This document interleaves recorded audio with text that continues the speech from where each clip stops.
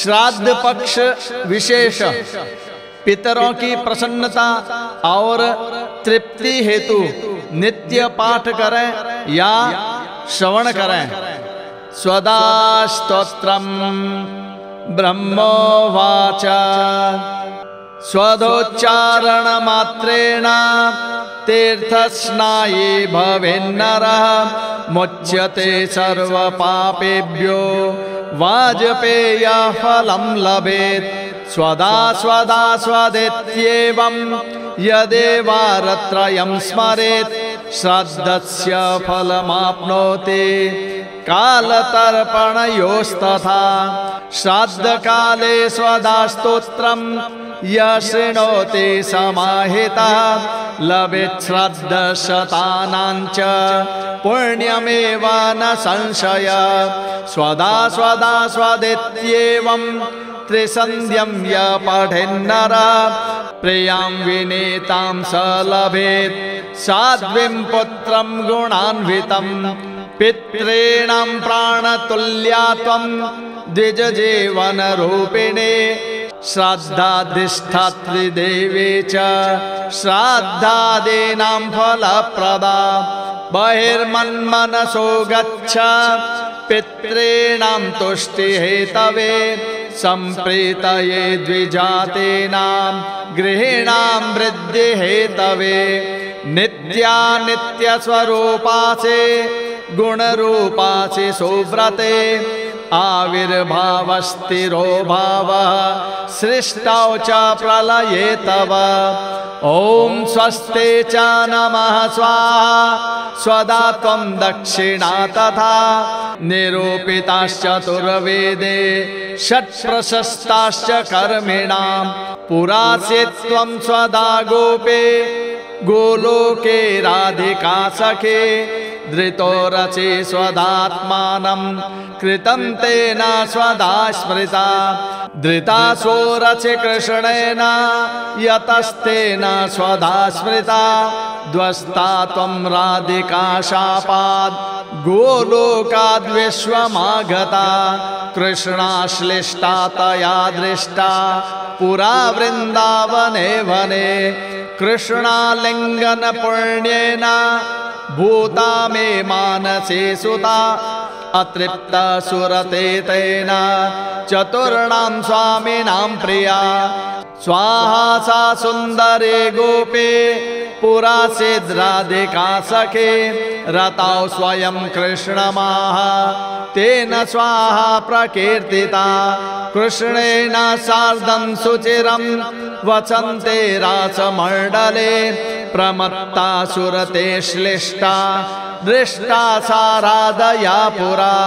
तस्याः शापेन साध्वस्ता गोलोकाद्विश्वमागता। कृष्णालिङ्गन पुण्येन समभूद्वन्यकामिने पवित्र रूपा परमा देवाद्यैर्वन्दिता नृभिः। यन्नामोच्चारणेनैव नरो मुच्येत पातकात्।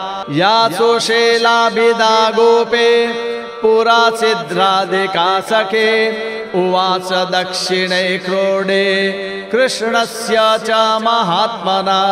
प्रध्वस्ता सा च तच्छापात् गोलोकाद्विश्वमागता। कृष्णालिङ्गन पुण्येन सा बभूव च दक्षिणा। सा प्रेयसे रतौ दक्षा प्रशस्ता सर्वकर्मसु। उवाच दक्षिणे भर्तुर्दक्षिणा तेन कीर्तिता। गोप्यो बभूविस्तिस्रो वै स्वदा स्वाहा च दक्षिणा। कर्मिणां कर्म पूर्णार्थं पुरा चैवेश्वरेच्छया। इत्येवमुक्त्वा स ब्रह्मा ब्रह्मलोके च संसदे। तस्थौ च सहसा सद्य स्वदा साविर्बभूवः। तदा पितृभ्यः प्रददौ त्वामेव कमलाननां तां सम्प्राप्य ययुस्ते च पितरश्च प्रहर्षिताः स्वदास्तोत्रमिदं पुण्यं य शृणोति समाहितः स स्नातः सर्वतीर्थेषु वेदपाठफलं लभेत्। इति श्री ब्रह्मवैवर्ते महापुराणे द्वितीये प्रकृतिखण्डे नारद नारायण संवादे स्वदोपाख्याने स्वदोत्पत्ति तत्पूजादिकं नामैकचत्वारिंशोऽध्यायः। स्वदा स्तोत्र हिंदी।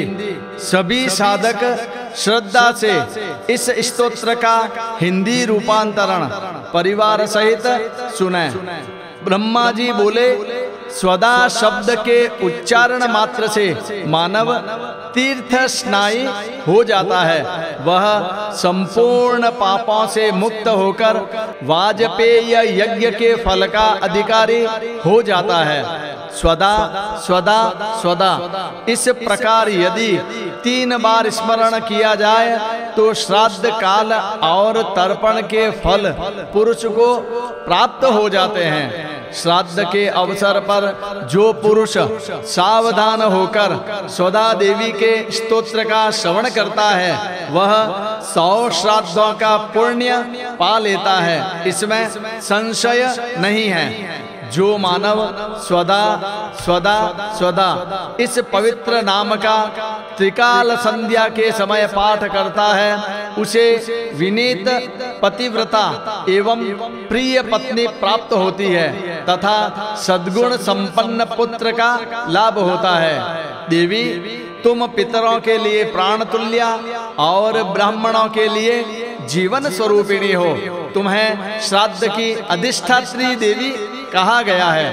तुम्हारी ही कृपा से श्राद्ध और तर्पण आदि के फल मिलते हैं। तुम पितरों की तुष्टि, द्विजातियों की प्रीति तथा गृहस्थों की अभिवृद्धि के लिए मुझ ब्रह्मा के मन से निकलकर बाहर आओ। सुव्रते, तुम नित्य हो। तुम्हारा विग्रह नित्य और गुणमय है। तुम सृष्टि के समय प्रकट होती हो और प्रलय काल में तुम्हारा तिरोभाव हो जाता है। तुम ओम नमः, स्वस्ति, स्वाहा, स्वदा एवं दक्षिणा हो। चारों वेदों द्वारा तुम्हारे इन 6 स्वरूपों का निरूपण किया गया है। कर्मकांडी लोगों में इन 6 की बड़ी मान्यता है। हे देवी, तुम पहले गोलोक में स्वदा नाम की गोपी थी और राधिका की सखी थी। भगवान कृष्ण ने अपने वक्षस्थल पर तुम्हें धारण किया, इसी कारण तुम स्वदा नाम से जानी गई। इस प्रकार देवी स्वदा की महिमा गाकर ब्रह्मा जी अपनी सभा में विराजमान हो गए। इतने में सहसा भगवती स्वदा उनके सामने प्रकट हो गई। तब पितामह ने उन कमल नयनी देवी को पितरों के प्रति समर्पण कर दिया।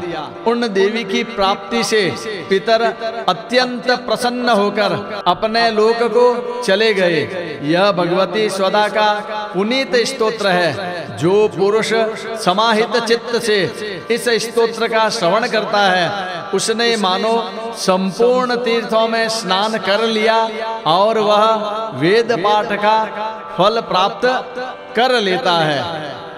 इस प्रकार श्री ब्रह्म वैवर्त महापुराण के प्रकृति खंड में ब्रह्माकृत स्वदा स्तोत्र संपूर्ण हुआ।